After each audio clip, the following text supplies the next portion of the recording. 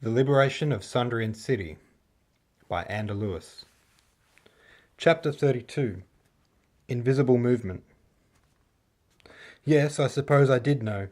I didn't know for sure, but, well, let's say I'm not surprised to hear it.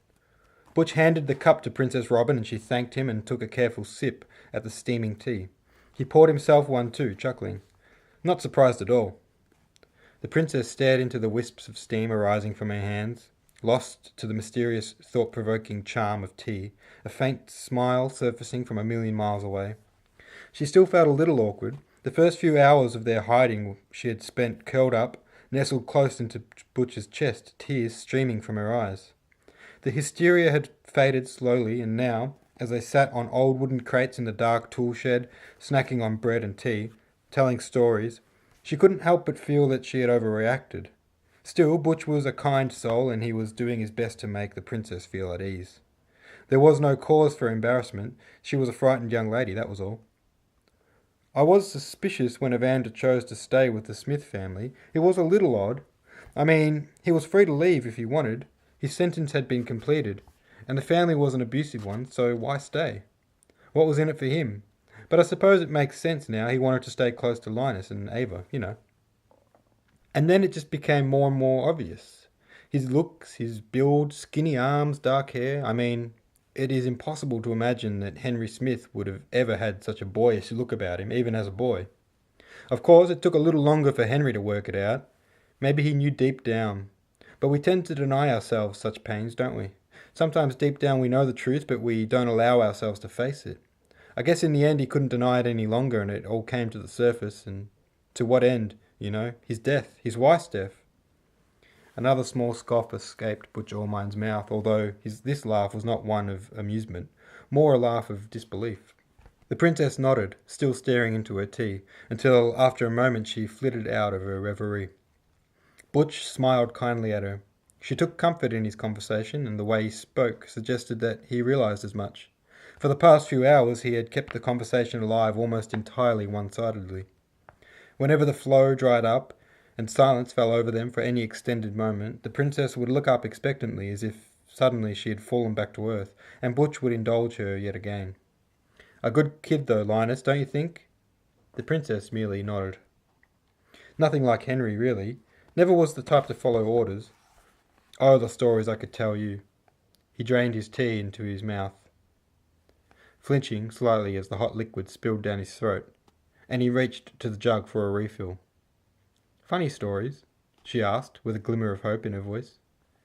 Butch, happy to see her displaying something close to positivity, after a day of seeming withdrawn and plain terrified, let out a laugh, and without any specific story in mind, he replied, "Oh, yes. The boy was getting into all kinds of trouble as a child." Princess Robin straightened herself upright. "Oh, any embarrassing ones?" she asked, and now she was really coming out of her shell. Embarrassing. Well, there was that time when... No, I couldn't tell this one. "Oh, please," she begged, wide-eyed. Butch shot to her a cheeky smile. "Oh, okay. But he was just a child, so don't hold this one against him, okay?" "Okay," replied the princess, overcome by a greedy smile. "I won't." It was dark now, and the night air was refreshing to Linus, who lay silently on the roof of a house in the special residencies. His father, Evander Diarmaid, was beside him, peeking over the lip of the roof. "Still there?" he whispered. "No rush," replied Evander.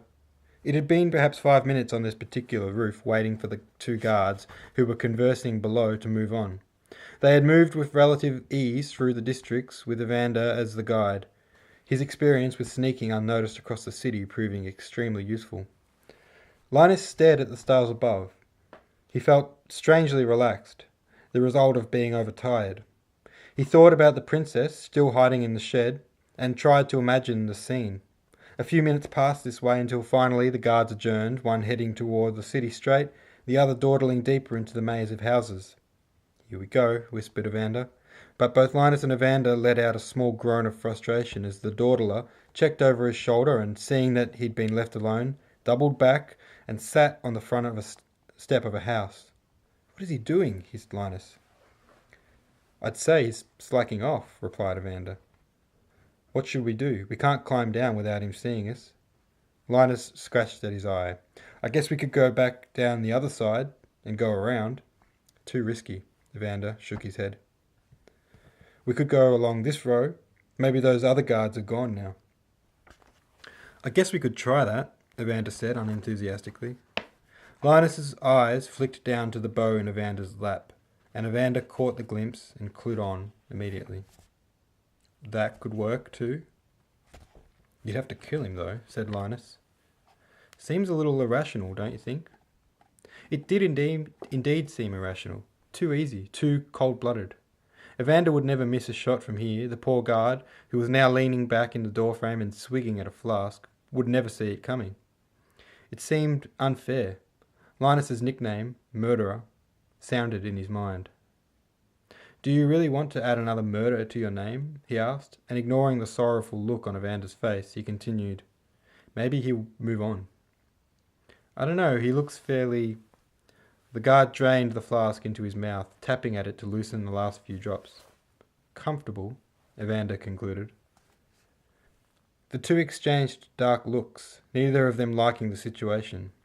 It was funny, Linus thought, how easy it was to kill a man when face to face. But to pluck him off from a distance seemed so cowardly. He shrugged rather hopelessly.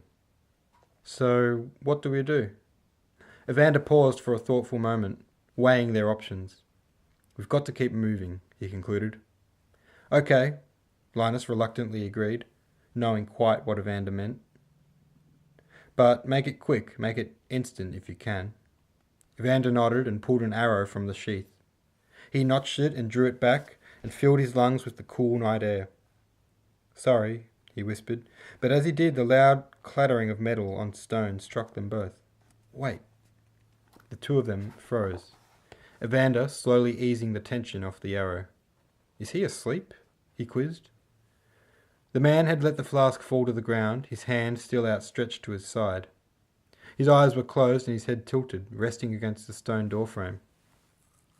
That must be something strong in that flask, Evander suggested, still in disbelief at their luck. Let's go then.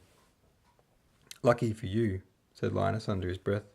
Lucky for him, Evander corrected him, nodding at the passed-out guard below, before turning and leading the way down from the roof. The rest of the way to the wall was uneventful, easy. They simply moved along the corridors between houses, the dim candle light from the homes rendering them into mere silhouettes. They needed only to walk casually and hope that they didn't come too close to any wandering guards. This is it, said Linus, at the narrow spot between the building and the outer wall to the mountain face of Adela's arm. We just climb up here, walk along, and jump back over into the palace gardens. Evander looked at Linus with surprise. Seems almost too easy, he said. Not half an hour later he repeated this exact sentence. They were sat atop the wall, looking out into the palace gardens. Far too easy, agreed Linus. And with that, he leapt off the wall, grabbed onto a thick branch of the tall tree that was rooted far across the garden, shimmied along the trunk, and slid down, Evander following close behind. Suddenly, standing on the perfect lawn of the palace gardens, Linus began to feel like maybe Tanner Sr. had been right. Maybe this was madness. This way, he said, and they set out through the gardens using anything they could as cover. Before long they arrived at the low running hedge that seemed purpose-built for sneaking behind, and as they crawled along behind it toward the glass house, Linus realized that he had been there once before, crawling through the exact same dirt in a drunken stupor. At the hedge's end they stopped and lay a moment, watching the glass house carefully, looking for any sign of movement inside. There was none, however. Where next? Breathed Evander. Linus had hoped he would have some luck here, perhaps finding Goresh in the lighthouse or sitting on the bench outside of it. But alas, it had not happened. The gardens were eerily quiet, the glass house totally still. No matter, he thought. He knew where to go next. Goresh was not the only friend Linus had within the palace walls. Elman, he hissed into the darkness of the elephant stables. It echoed throughout the place unnervingly. No response came other than the soft hooting of the birds in the rafters and a groan from an elephant stirred from its sleep. He felt Evander's eyes on him, and his stomach sank with embarrassment. A flittering panic came in his chest, all too familiar now. He was at a loss, and the feeling of control, of power, of manhood was beginning to falter. He was suddenly unsure of himself, and resented the fact that Evander had insisted on coming along. "I think it's empty," Evander whispered. Linus nodded. He was trying to portray a look of deep thought and consideration, but it was a thin veil. He had been sure he would find Elman here, and for whatever reason, he had refused to consider the possibility of the plan failing. Now he had brought them to the most dangerous place in the city, and for no good reason. "That's okay, though. We can wait in a while. It seems like a good place to regroup, catch our breath." It was clear to Linus that Evander was trying to be supportive, trying to ease the tension of the situation. "Do you think it's safe?" Linus said. And as he did, he realized how silly it was of him to ask this. "It seems safe, but what do you think? You will know better than I do." "I think so too," he said nervously. "The far corner, though, in the shadows." "I agree," came a third voice.